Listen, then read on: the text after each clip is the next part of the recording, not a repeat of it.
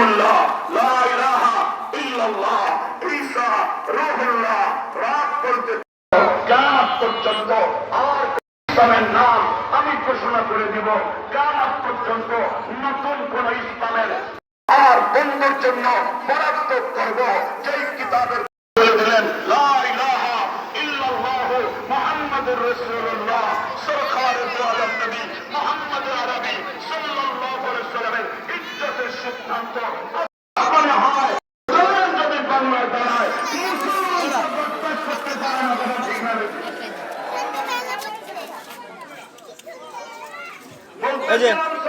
কায়াতের কথা, রাসূলের কথা, আগের নবীর কথা, এই জিলাপি জিলাপি জিলাপি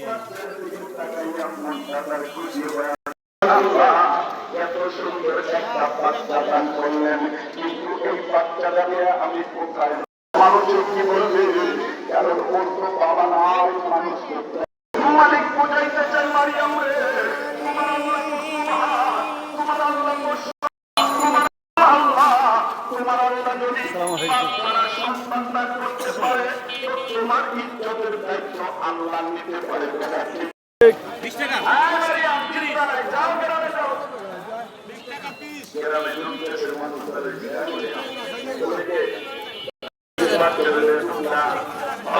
লাড্ডু হ্যাঁ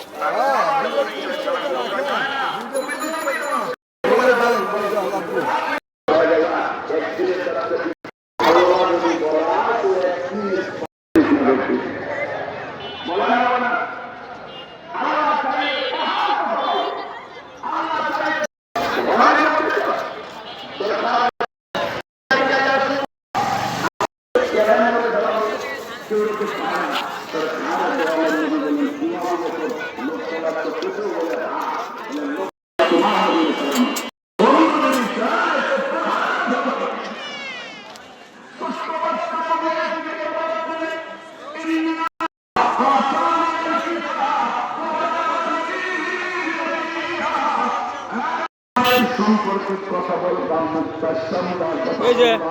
আমার মা কোন চরিত্রহীন না, আমার মায়ের কোন দোষ নাই। আমার আল্লাহ তার কুদরত প্রকাশ করার জন্য পাপ করা আমাকে জন্ম দিয়া আত্মীয়তের মর্যাদার সাথে নিয়া নবীদের আমাকে বানাইয়া দুনিয়ার মানুষকে আল্লাহ বুঝাইতে চায়। পাপ করাও নবী সন্তান বানাইয়া আল্লাহ যদি চায় তাকে নবী বানাইতে পারে।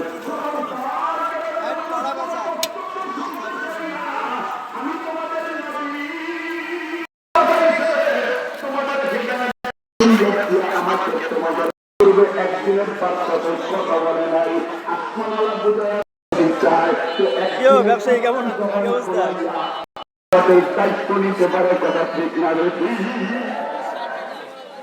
এজন্য রাজি করার দরকার কাকে? আওয়াজ দেবেন কাকে? কমিটির সিদ্ধান্ত নিছে। কারণ ইমাম মুতাওয়াল্লির গান বাজনাওয়ালা ইয়ার বিপক্ষে দাঁড়াইছে। ২৫০০ লোক এই বিয়ার মধ্যে আমার কোন মুসল্লি যেন না যায়। মসজিদের মুতাওয়াল্লি, এই মসজিদের ইমাম যদি এই ঘোষণা দেয়, আমার মুতাওয়াল্লি কয় যে এত বড় হুজুর দরকার নাই, হুজুর আর একজন আনো। কারণটা কি? এরকম বুজুর্গ হুজুর দিয়ে ইমামতি করবো না। তো হুজুর দেয়া এসার নামাজ বোঝা, মোবাইলটা বন্ধ, তাদের তো মনে কষ্ট। আহা, হুজুরের চাকরিটা তো যাবো গা, মোতালির বাসায় তুমি নিয়ে হইতেছে, হুজুরের তো খবর নাই। আল্লাহর কি শান! মোতালির বাসিন্দা ৩০০ ছেলে লইয়া মোতালির কাছে গেছে। ভালোই আছে না? মোতালির সাহেব হুজুরে বাদ দিয়েন না, তখন ইমামতি করতেছে। কাকে খুশি করে? আপনাকে না আল্লাহকে? এই আপনার সাথে মহব্বত রাখে আল্লাহর জন্য, আপনার সাথে শত্রুতা যদি হয় তা আল্লাহর জন্য। আমরা তো চাই পৃথিবীর প্রত্যেকটা নাস্তিক তওবা করে কালিমা পড়ে ফেলুক। আমরা তো চাই প্রত্যেকটা মানুষ নেককার হয়ে যাক। এই ইসলামী কাফেরা তো চায় বিরাটনগরের প্রত্যেকটা মানুষ দিনদার হয়ে যাক। কিন্তু তুমি যদি রবের বিপক্ষে দাঁড়াও, তুমি যদি আবুল সরকারের মতো ভোট নিয়ে মন্তব্য করো, তাহলে কোন আলেম তো চুপ থাকতে পারে না। কথা ঠিক না? ঠিক। মনের মধ্যে তো চিন্তা, মৌলবীর কামটা কি? মেম্বারে বলে এখানে এগুলি বলে, তোমারে বাঁচানোর লেগে বলে। ওটা ঠিক না? ঠিক। ঠিক। এটাই মরণ পর্যন্ত 90 বছরের আহমদ শফি 40 বছরের ওমর হয়ে যায়, যখন ইসলামের বিপক্ষে কোন জালেম দাঁড়া যায়, কোন মুসলমান চুপ থাকতে পারে না। ঠিক। এই যে মারিয়াম আলাইহিস সালামের গর্ভে হযরতে ঈসা নবী জন্ম নিলেন, আপনারা যারা সাধারণ মানুষ আছেন আমার কথা বুঝে থাকলে উত্তর দেন, ওনার কি কোনো হাসপাতাল ভর্তি হওয়ার লাগলো? কথা বলেন। পেটটায় সিজার করার লাগলো? হযরতে বরং একটা সবল মানুষ, শুধু সবল না, নবী হয়ে গেছে। এজন্য হযরতে ঈসা পয়গম্বর